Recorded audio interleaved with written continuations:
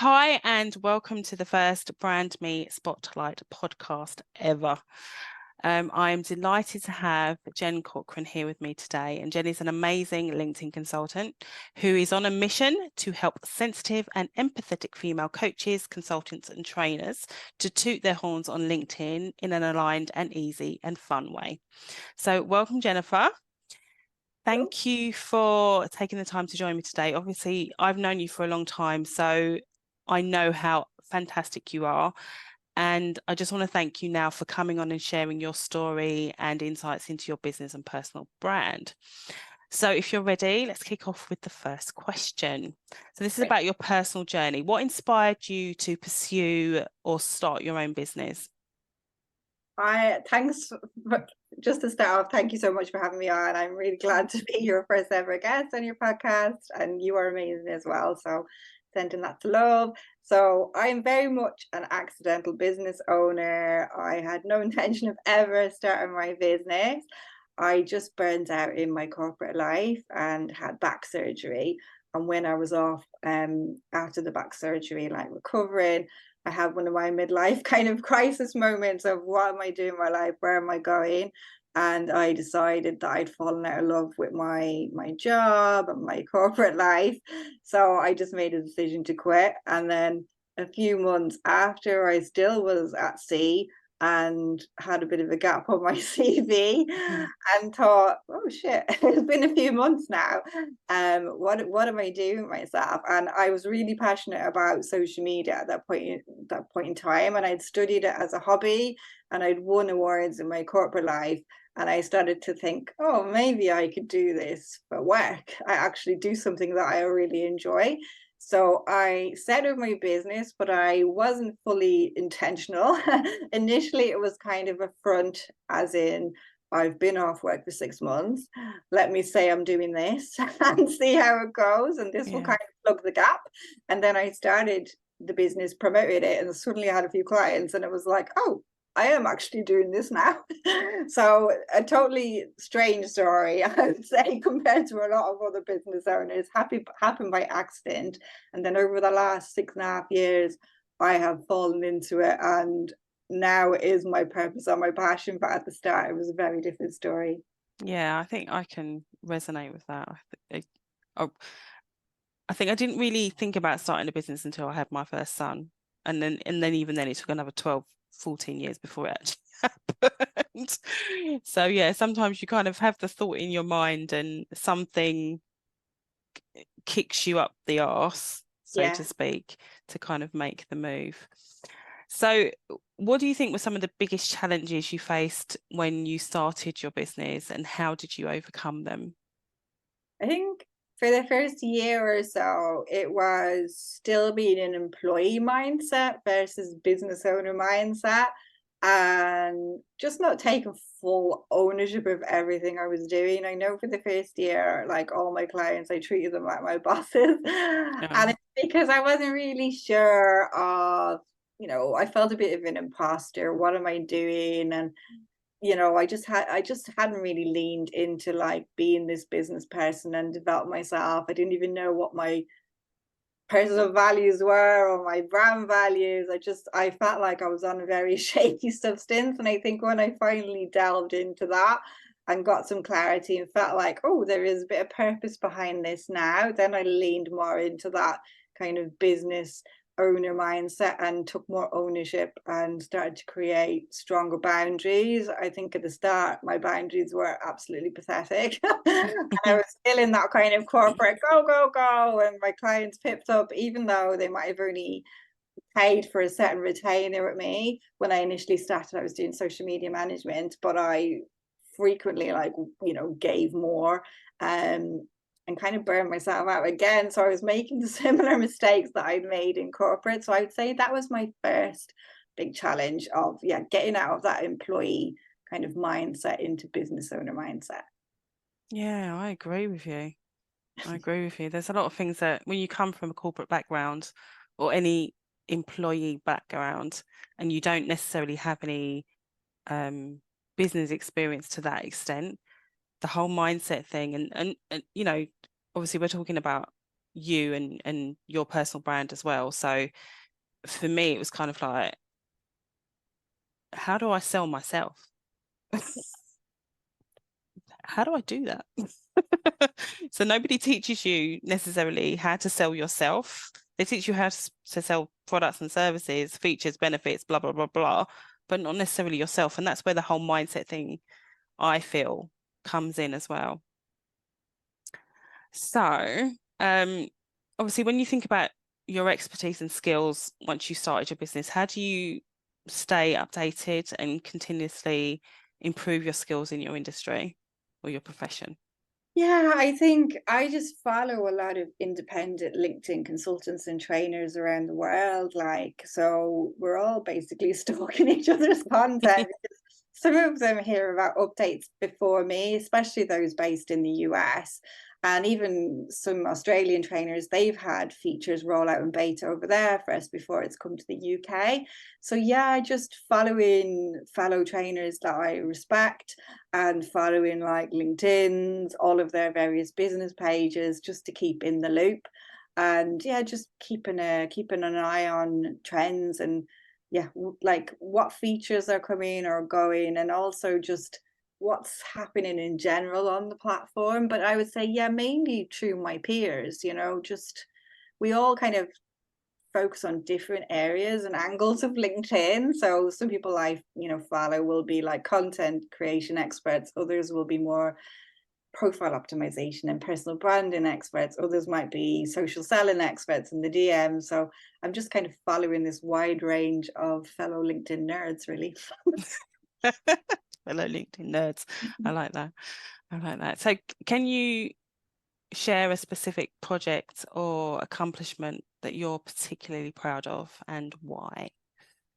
I think the accomplishment that I'm the most proud of in business, it was an award that I won back in 2020 from Enterprise Nation, and it was the most trusted marketing advisor in the UK.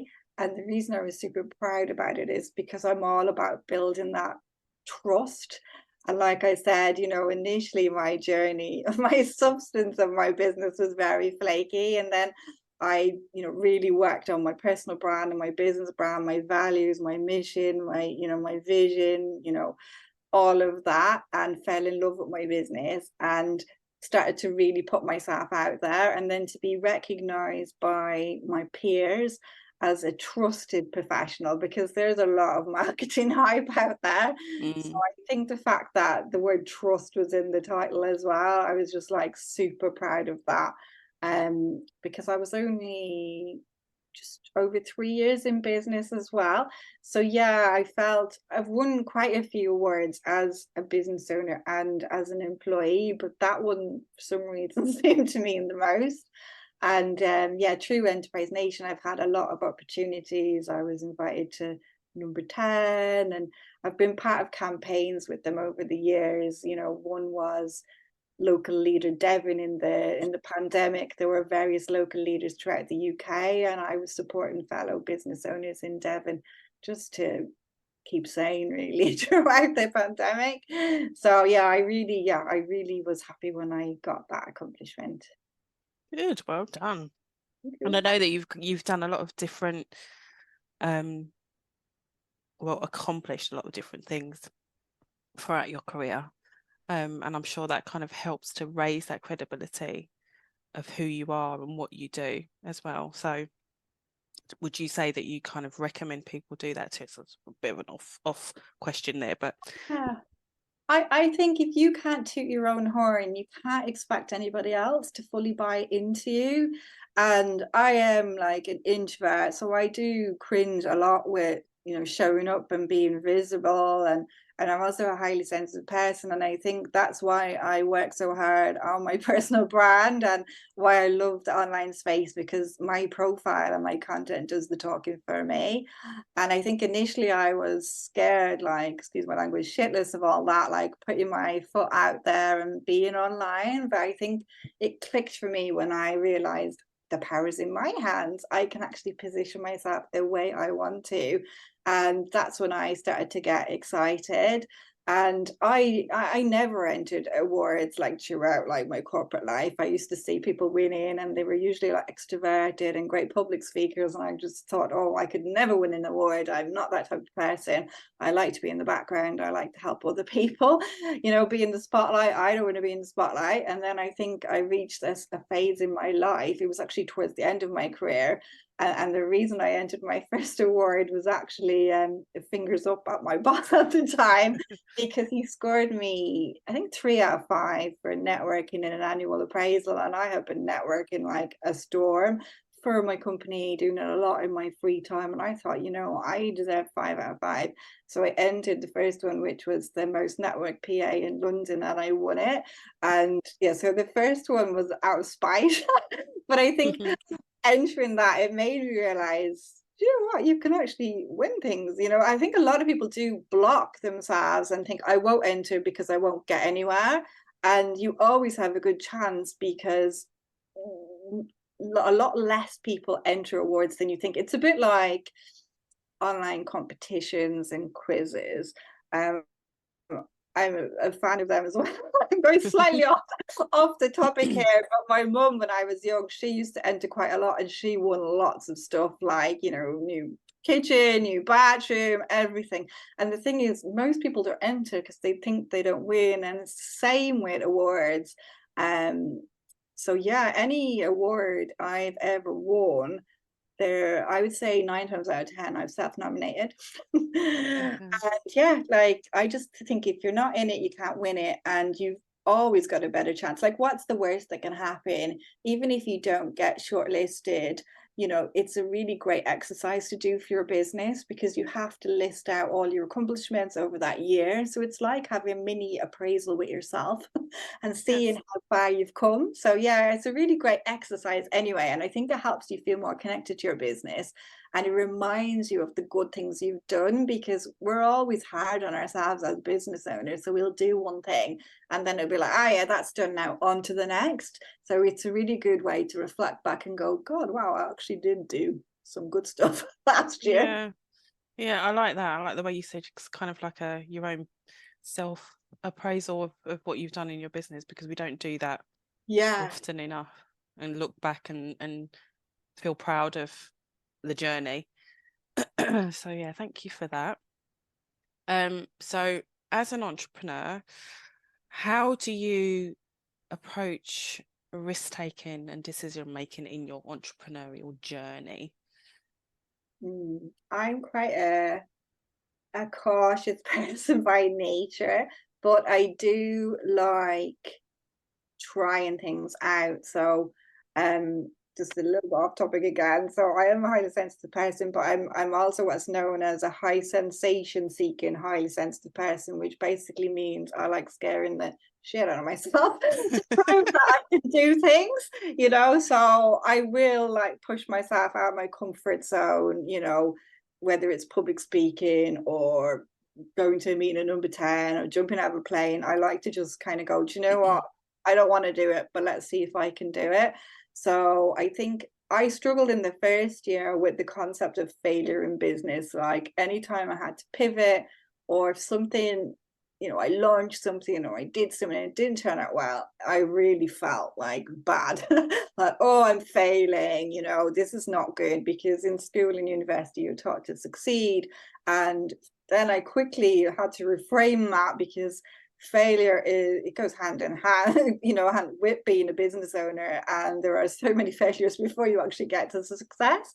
So every time I try something now, just explore it with the mindset of like an experiment, a mad scientist experimenting, and if it works, it works, and if it doesn't, then we just go back and we tinker and we'll get there.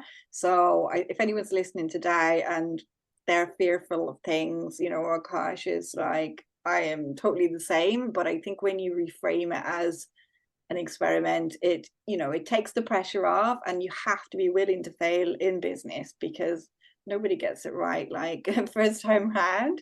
And I think it's only through the failures and the pivots do you come to the really good stuff.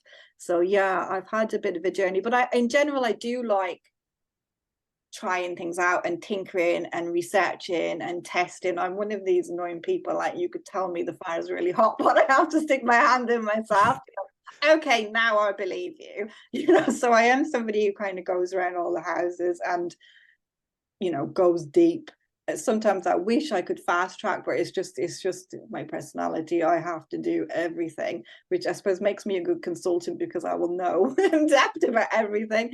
But yeah, I do like tinkering, and yeah, I've just had to reframe that failure thing big time in my brain to keep me focused and moving on. Yeah, I love that. I think that's a really good approach as well. You're actually teaching me new things, which is great. And I've known you for a long time, so the fact that we could still teach each other different things is great after knowing each other for the last I think it's about 5 years now, isn't it? Yeah, I think it might even, I don't know, it's the first year in business I met you anyway, so it must be 6-ish years. Yeah, it's a long time. Yeah. So is there a valuable lesson? I know you just kind of spoke probably a bit about this, but is there a valuable lesson you learned from a setback or a failure in your business, as a specific one that you can think of? I think there's been so many failures and I think they've probably all been connected to launching things, but not fully. Maybe I've launched something and it's been crickets, and then thinking to myself, oh well, that doesn't work, I'm going to stop that, or I'm going to change that. I think I just didn't give things time, and I've learned that you really need to truly love what you do. And I think a lot of the time at the start, I was plugging and promoting services that I wasn't hand on heart, like fully in love with. So I kind of like blocked myself. But yeah, there's a lot of failed launches, and I laugh when I look back at my webinars. Like, they've always been good content, and I've always been proud of the content, but I had no call to action for, God, I would say the first year of doing webinars. It was kind of like, hey, you've learned some great stuff for me. Everyone's like, oh, this is amazing, thank you so much. And it was kind of like, bye. And I thought, well, okay, I did a really good webinar, they're only getting in touch with me. But they felt like, because I'd done a good job, that was everything they needed to know, even though it was probably only glossing on 1% of everything on LinkedIn. And I had no like call to action to, book a call or, check out my course. There was nothing like, so I would say that was a massive failure. Yeah. Year, like, it was ridiculous when I look back now, and I look even at the size of my email list, and I think, I've about 2,000 subscribers, but I should have 10,000 from all those webinars and summits and everything I did, so I was kind of ticking all the boxes except for the essential call to action one at the end. Yeah, a lot of people do miss that, to be honest. So that's that, every time I work with a new client and I'm assessing what they've done, it's like, there's no call to action on this. Yeah. What exactly do you want people to do? Yeah. So yeah, those little bits, that's a good lesson to learn. Definitely. It took a Respond while. to me. Help, I can help you. Yeah, exactly. Take the next step. So, as a busy entrepreneur, how do you manage work-life balance and avoid burnout? Can you avoid burnout?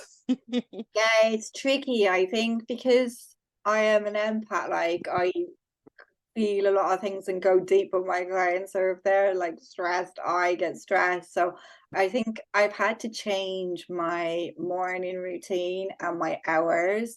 At the moment, I'm leaning towards doing it again, and it's going to sound quite lazy, but I think my ideal day for me to avoid burnout really is like 12 till 4 max, 20 hours a week max. And for me, I am not an early bird. I am very sluggish in the morning. I'm more of an like a night owl. So in the morning for me, it's better for me to get up and go on a walk or do a Pilates, start to move basically energetically so that my brain kicks in. And in the, in the past, I've not always listened to that. And I would be starting with clients or, doing calls or, at 9 a.m. And it's like, well, my energy is not up high, like it's not my best time. So I think that's one thing I've, been really focused on in the last year or two, being kinder to myself and thinking, you know what, it's my business, it's my rules. I don't have to start at 9. I don't have to do 9 to 5. Yeah. Sometimes I work, in the evenings. Maybe I'll even start later. It could be a day that is even 2 to 7 p.m. and that's fine, as long as I'm not like there on my desk for like 8 hours, 10 hours, because I know as business owners we can get stuck and get not move from my desks, and be working on copy or a sales page or something and then realize, oh, I've not actually stood up in about 3 hours. So I think, yeah, just for me it's more about more focus in the hours and taking the pressure off and saying, it's okay if you don't get going to lunchtime. I'm never going to be part of the 5 a.m. club, and that's all right. Yeah, exactly. I'll be honest, I'm kind of the opposite. I'm but not part of the 5 a.m. club. I'm not that early. I prefer to get things over and done with and Yeah. finish early in the afternoon, and then I've got the rest of the day to myself. It doesn't always happen, but there goes. But as you said, it's your own business. You set your time, you set your hours, and it's kind of not taking on that guilt of I need to be working 9 to 5 or the whole day, and stressing yourself out over it. So thank you for sharing that. What's a valuable lesson you've learned? Oh no, that's not the right question. Sorry. Okay. What are some of the strategies that you use to stay productive and focused on your priorities? Oh, just the typical one is just eat the frog. If there is something that you really want to get on with, just do it first. Because for me, it's easy to procrastinate and say, oh, I'm going to move it and put it to the next day, to the next day, to the next day. And yeah, just get that kind of tricky task out of the way and you'll feel so good. Even if that's the only thing you do that day, I think you'll feel so good. And then in terms of LinkedIn, I have a tracker that I go on, not every day, but I try to do 90 minutes a week and just stay focused with the people I want to connect with, chat with, maybe it's leads I'm nurturing. And it's just a very focused list, because otherwise, if I don't have my tracker, I'm going on LinkedIn, I can fall down a rabbit hole and I can be on there for an hour, 2 hours, and I'm not actually chatting to the people I want to chat with. It just, there's no logic. I think another thing I do is turn my email off, just dip in the morning and then close it, dip in around lunch, close it, dip in the end of the day, close it, because otherwise I can be very reactive if I have my email open all day. Like, I'm a former PA, so I'm used to hopping on emails. So I'm quite a fast person. So they take me off course. It's the same with LinkedIn. If I was to have LinkedIn open all day, I'd go do lally because of all the notifications. So I have to do things in little bursts, I think, and having those kind of time blocks in my calendar helps me. So yeah, I would say those kind of just blocking things off and having some kind of a plan. Yeah, getting rid of those distractions. Yeah. I totally agree with that one. I'm not very good at doing it, I might say, but I totally agree that you kind of need to just close certain things off. Sometimes I have way too many tabs open, and then I see something pop up, I'm like, oh, I need to look at that now. So I end up looking at, trying to do 15 different things at once, which doesn't help. So when normal, isn't it? Sorry? It's normal, isn't it? It's like Yeah. that dopamine hit as well. It's the same with my phone. I tend to have my phone on silent when I'm working, or I'll turn it over because I know what I'm like. If a WhatsApp pops up or a text, or I look at them. So again, I only look at my phone in bursts as well. Yeah, I have to start putting it in a different room, I think.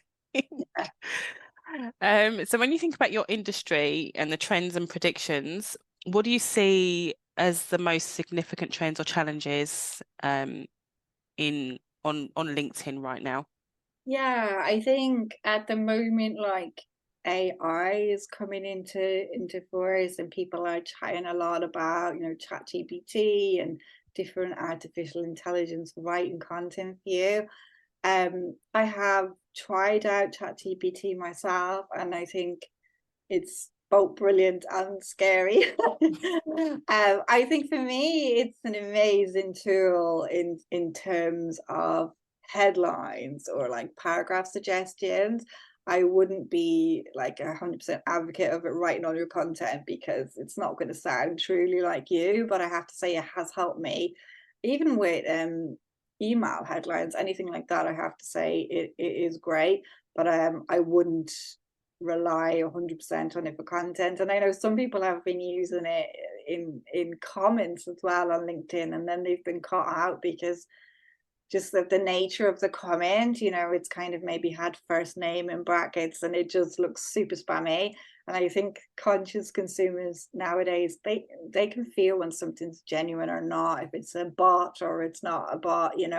So for me, I embrace it. I didn't embrace it initially. I was a bit scared of it. It's a bit like LinkedIn. When LinkedIn first came out, I didn't embrace it. I was like, oh, do I have to do it? And the same with like AI and ChatGPT. I was like, oh, guys, there's something else I have to delve into. And I thought, well, actually, you do, because this is the way of the world. And it's the way the world is going. So initially, I was like terrified of even going on. And yeah, I've just kind of think it's amazing, scary, but I still think you need that blend of both human, well, mainly human, but maybe with that, using that AI as a kind of an editing tool as opposed to the be all and end all. So yeah, I think there's a lot of chat on LinkedIn about artificial intelligence and bots, and I'm not a fan of bots in the DMs. I think you can always tell when something's automated, and it's never a good first impression, which is why I have my tracker and I'm only talking to the people I want to talk to. It's not about sending 5 million DMs on LinkedIn. Yeah, I agree. I mean, AI is something that it's not going to go away, so we kind of have to Yeah. embrace it to a certain extent. But I'm surprised at somebody even using that to respond to something. Yeah. That is just like, really, are you that It's a bit late. lazy Yeah. that you can't even think of a response? Yeah. I mean, I use it all the time, and I recently came across another one called Jasper, which is Okay. much more intuitive because you can tell it the tone, although I think you can do the same with ChatGPT, but you can tell it the tone you want it to use. You can Yeah. you can give it so many different directions and it literally comes up with the whole thing. But like you said, you do need to read it through and you do Yeah. need to edit it because it's not going to sound like you. um so yeah, be very careful when you're using those things, people. Yeah. Where do you envision the industry heading in the next few years? So, how do you think LinkedIn's going to change and how are you preparing for it? I think LinkedIn's always changing. It's always adding new features, getting rid of new features. The algorithm's always changing. Um, I really don't know where it's going to go. At the moment, there's like such a focus on content on the home feed, and I'm hoping that I can change the narrative a bit, because I think a lot of people don't feel comfortable hanging out on the home feed, or they don't want to write content. And I do believe you can make LinkedIn work for you if you never post content, as long as you're connecting with good people and you're sharing DMs. That's content for me. So there is such a lot of hype about content influencers at the moment, and I'm hoping different voices come start to show up on LinkedIn, such as like highly sensitive people. And I'm hoping there's more of a blend of voices. I know at the moment LinkedIn is cutting back on certain personalized content. I'm not sure exactly of all, but I know it's going to be cutting back on selfies, which I don't mind because I'm not a fan of a gratuitous selfie. So it's not giving stuff like that as much reach. So I think I'm hoping the focus is going to go back onto quality content as opposed to just grabbing people's attention with an image. And I'm not against 100% against selfies, but there are, you'll know when you see a post and there's a selfie and then the selfie has nothing to do with the content. That is like one of my bugbears. So I think LinkedIn, yeah, I've listened to people there, and I know their polls like were really popular about 2 years ago, and then people said they were sick of them. So they do take a lot of the feedback on board, you know, depending on what is popular, what is not. So yeah, I just think there'll be probably a lot more focus on AI, that, you know, and hopefully a lot more different voices picking up. I'm trying to encourage as many highly sensitive people as I can to pip up, because we need a blend of voices. And at the moment, I would say 99% of the voices are very like megaphone content influencer style, and you don't need to be a content influencer or, you know, have 100,000 followers or be an amazing copywriter to get LinkedIn working for you. Okay, so thinking about networking and you being the super connector as you are and building relationships, what advice would you give to others looking to expand their network and strengthen their personal brand through networking? I think networking, it's all about finding the right people for you and the right type of network. So if it's a physical network, like I mentioned, I do like trying out things and testing. So over the years, I've tried, you know, breakfast networking, which didn't work with me, so I'm not an early bird. Lunchtime networking, evening networking, and I've also tried like different group size, you know, like 10 people at a breakfast, you know, 20, 30 people at a lunch, or a big event in the evening. So I think it's all about knowing, like, energetically, when are you at your best. So, you know, don't force yourself to early bird networking if you can't get up. Exactly. You know, and I used to do it as well in the pandemic. You know, I'm trying out BNI and I'm online at 6:30, but my brain is not online. So just kind of think, when do you feel good in your body? And then it's about finding out, you know, do I prefer smaller numbers or a larger group? And then for me, like, it's always about the people. Like, what is the network about? What is the focus? Like, what is the interest of it? Like, and I've tried so many different types of networks over the years, and I just personally prefer same-sex networking. It's just a different vibe to mixed network, and somebody else might prefer mixed, you know, so it's very much a personal choice. So I would like advise people to just try things out and see what resonates. I I just really like women only, because we can kind of get down and dirty and talk about everything related to being a woman as well as being a business owner. Um, so I also do lots online, and again, it's just about finding the right people. And because you can spend a lot of time and energy on networking, and money as well, if you're physically going to things or you're paying for memberships, you really want to make sure you're getting some kind of return on investment. So have some kind of clear goals as to what are you trying to achieve. I know when I was an employee, I joined a career club, and that was really good for me because there wasn't really any opportunity within my company. So I got to meet like minds in different companies.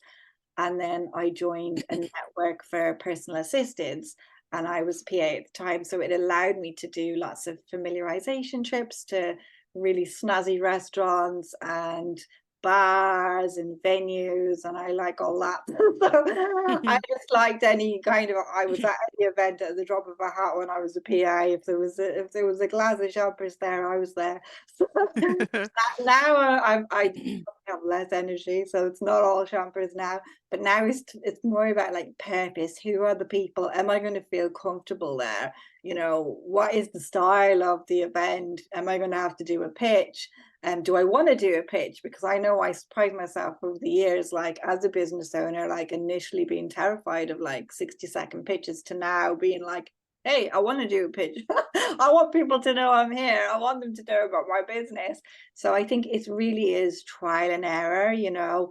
I love using LinkedIn as a networking tool, whether I'm going to a physical event or online, if I can find the attendees or speakers. Like before, I will connect with them, and then it takes away any kind of awkward, icky feeling of entering a room because I'm always recognized.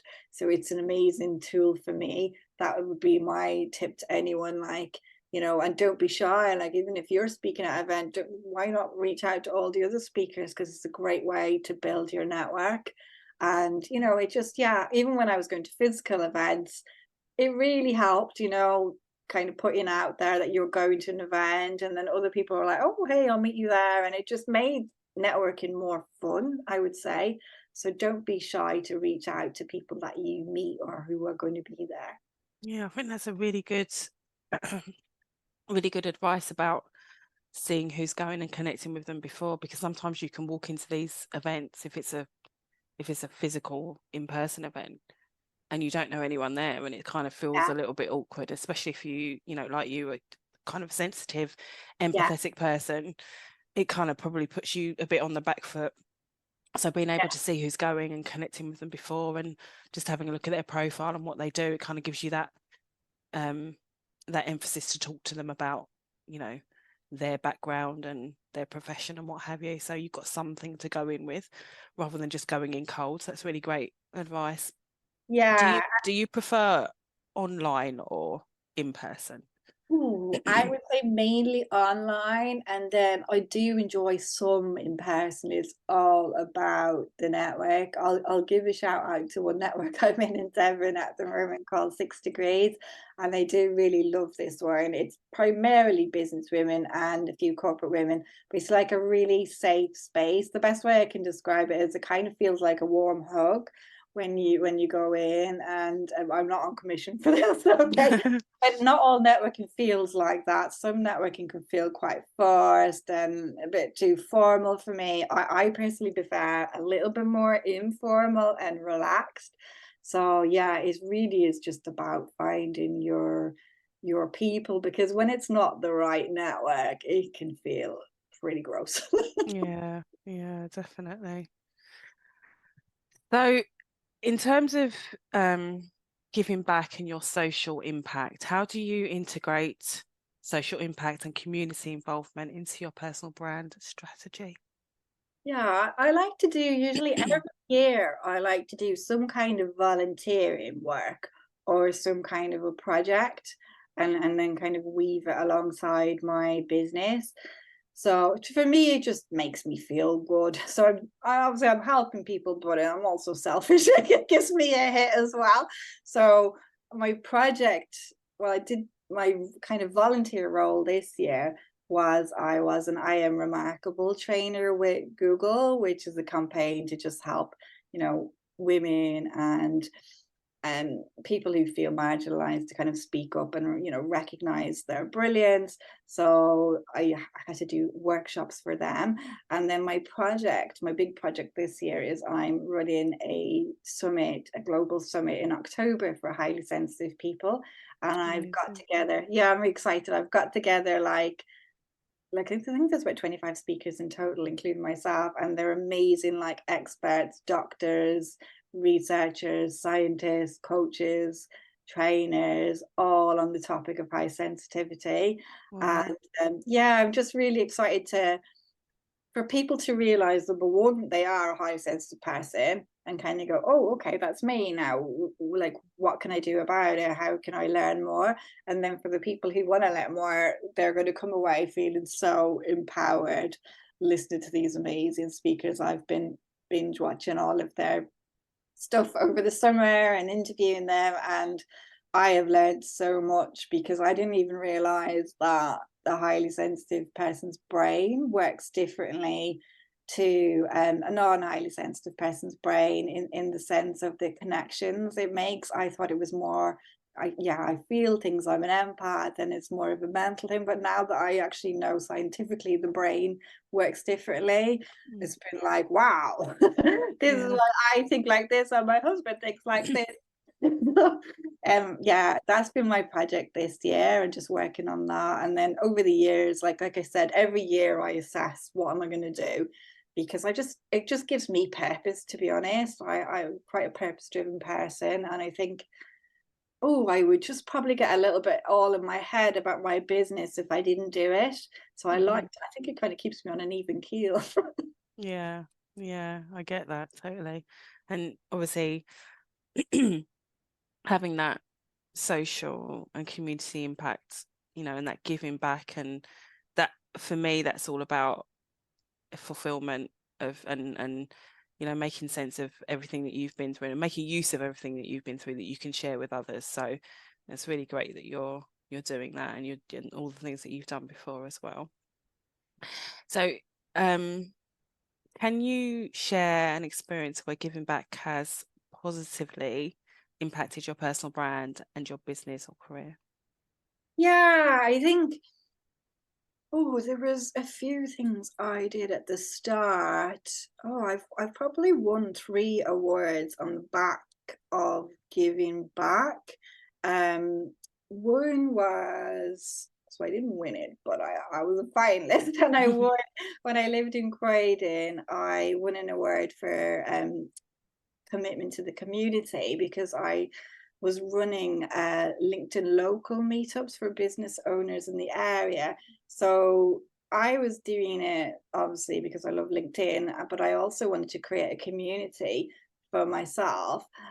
But obviously, by doing that, I helped other people to have a sense of community. So that was really nice to be recognized at the Croydon Business Awards, that they could see that what I was doing on a voluntary basis was actually having some kind of an impact on the Croydon business community. So that was one. And then there was another campaign that I was spotlighted in called F Entrepreneur. And this was about 100 women in the UK being recognised for their work giving back. And we were all invited to the House of Lords. And it was a lovely campaign to be involved in. And I think that year I was nominated because I was a Facebook She Means Business trainer. So I was doing that voluntary and doing training on Facebook and Instagram. That's before I niched on LinkedIn. And then there was another one. The one I mentioned, the Enterprise Nation Most Trusted Marketing Advisor. I think around that time, I'd been doing a lot of giving back at the start of the pandemic. When the airline industry started to crash, I reached out to a lot of Flybe staff. Actually reached out to about 1,000 Flybe staff, like pilots, air stewardesses, and offered them all free LinkedIn training. And I just did it, to be honest. Initially, I had quite a selfish reaction. I know I sound quite selfish doing it, but there was a selfish part. Initially, when I was told my flight couldn't go back to Dublin, I felt quite sorry for myself. And then I had to kind of slap myself around the face and go, cop on to yourself. These people are losing their jobs. And then I was compelled by my sense of guilt. I thought, well, let me see what I can do. So I reached out to them, and I started collaborating with actually some agencies who help pilots. So it was a voluntary thing, but again, it made me feel good. But then it got me recognized, and it got me spotlighted, I think, in a few different things. So yeah, I think it's always nice to help others, but you do shine that spotlight on yourself indirectly by doing it. I wouldn't have done any of it thinking, oh, I'm going to leverage this for an award. It's like a byproduct, but it's nice to be recognized. And I think if you can help people in some way, then why not do it? We're not here for a long time, and if we can help others on the way, why not? It's funny, I've probably got the most niche network on LinkedIn. I think I'm probably the most connected person in aviation.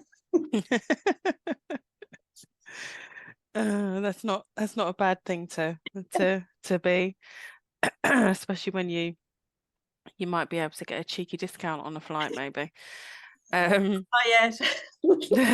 I can definitely attest to your amazing giving back and social impact, because I know that obviously we've worked together before on different projects, and so I can definitely attest to you being an amazing giving backer if Well, that is even a and word. you, like, and it's been a pleasure, like, because I know when we first met, like, I worked with you on your amazing magazine, BrandMe, and you've definitely helped me with my personal brand throughout the years, and you are an amazing coach.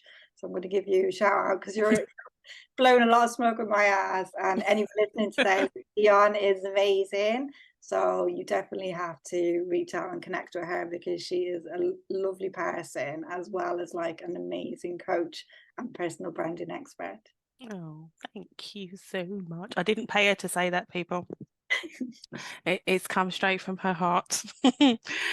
Okay, so let's just round up on balancing your personal and your professional branding. How do you strike that balance between your personal and your business brand? It's really difficult because I work by myself. I've got a few associates, but the business is really me. And if I'm honest, the it's very blurred. It's like I used to kind of have a way more formal feel to even like my business page on LinkedIn, but now it's pretty, I think people know it's me, like my super connector is me. So yeah, I think it's really difficult if you are like a sole trader or you've got a very small company and the business is you. I think for larger like companies, you can have that kind of line in the sand a bit clearer. But for me, yeah, it's always been blurred. So Yeah, not great at yeah. I think that's the thing though, when you think about when you're a solopreneur or you're kind of predominantly working on your own, and the knowledge and the skills and the experience are you essentially. You are the brand, you are the product, you are the service yeah, essentially. So it is kind of hard to differentiate between the two. But then I guess, that comes into you thinking about, what your vision is for your company, and essentially what you want My Super Connector to be known for, yeah, as opposed to, even though it's kind of one and the same, as opposed to, you know, Jennifer, the highly sensitive person who is an absolute whiz and expert on LinkedIn, and I wouldn't go to anyone else. So it's kind of just, when you're small, it is kind of hard to differentiate between the two, and especially when you're a service-based entrepreneur. yeah. But yeah, I can understand why you say that. Um, has your personal brand influenced the perception of your business or professional achievements? Um, yeah, I would say definitely. I think people like it's important to show up as yourself because there are so many people out there who will do the same job as us, whether we are like an employee or a business owner. And it's really by leaning into who you are that is going to set you apart. And I think I struggled with that for a long, long, long time because I didn't really want to put myself out there or talk about who I am or what I stand for. But I think that's ultimately what people will connect with you over. It's great if you've got, expertise or qualifications or credibility and stuff, but at the end of the day, people do buy people. So I think, yeah, by being myself, and it's a work in progress, Dion. It's like I know. every year I get a bit bulkier, and it's like I'm nearly 50 now. I'm in perimenopause years. I'm probably in my bulkiest ever, but it's definitely a work in progress. So I'm more and more like willing and able to like show up as myself because I know by doing that I will help more people and I will attract the right people for me. So I would say, yeah, definitely, yeah, just yeah, being myself and talking about what I stand for has got me noticed. I know when I was an employee, like my big kind of soapbox issue was I was really fed up of PAs being dismissed as tea and typing, even though like I fell into being a PA when I moved to London. like I'm a graduate and I knew so many PAs who had like masters and who could speak like 4 or 5 languages, and they were running companies. So all my content then was about like, don't dismiss us as like, you know, tea and typing. We're a lot more. And I think now like I will have that kind of same battle for highly sensitive people, but it's ultimately it's the thing that's going to set me apart, you know. Whereas I think a lot of people are afraid to, develop themselves or put themselves out there. But actually, I know there's a quote from Oprah, isn't there? And she says something like, if I'd have known it was, you know, by showing up and just by being myself, this was how I would, you know, be successful, I would have done it years earlier. And I think it's one of those things you only kind of, you know, you can't put an old head on young shoulders, and you just kind of lean into yourself when you're a bit older. And I think, yeah, just by showing up as you is really where the magic happens. So if anyone's listening today, like, don't like block yourself, like find out who you are, because, you know, you're going to help other people, and you're just going to help like society as a whole. So definitely don't dim your light. Exactly. And yeah, I 100% agree with that, because you do need to find out who you are first, because sometimes we don't actually know what does that mean? What does authentic mean for me? So yeah, definitely agree with that. That's the end of the questions, although I am going to ask you one bonus question that you are not aware of. And it's quite a simple one. So I, as part of the whole BrandMe brand, I have a subsection called Faces. And Faces stands for fearless, authentic, confident, exceptional, and successful. So if you were going to think about your personal brand, either where you are now or, you know, what your ultimate is, which one of those words would it be? Oh, I like all of them, but I especially like the F, the fearless. I think because when you can get over your fear and reframe it, that's where the magic happens. And I think in the past, I've kind of focused on the expertise or the, you know, being successful and everything. But ultimately, the magic is always true going outside your comfort zone, and yeah, leaning into that fear. And it's not easy. I always have to psych myself up to do these things. Like, it's always like, you know, just agreeing to do the thing and then trying to figure out how you're going to do it. So I would love to be more fearless. Like, absolutely. Like, that's amazing. So I love that. Great. I think you've done a lot of fearless things. I Some do them things I probably wouldn't do. in spurts. In spurts, They're yeah. not consistent. Well, you can't put yourself through that all the time. I guess it's just in spurts is good enough.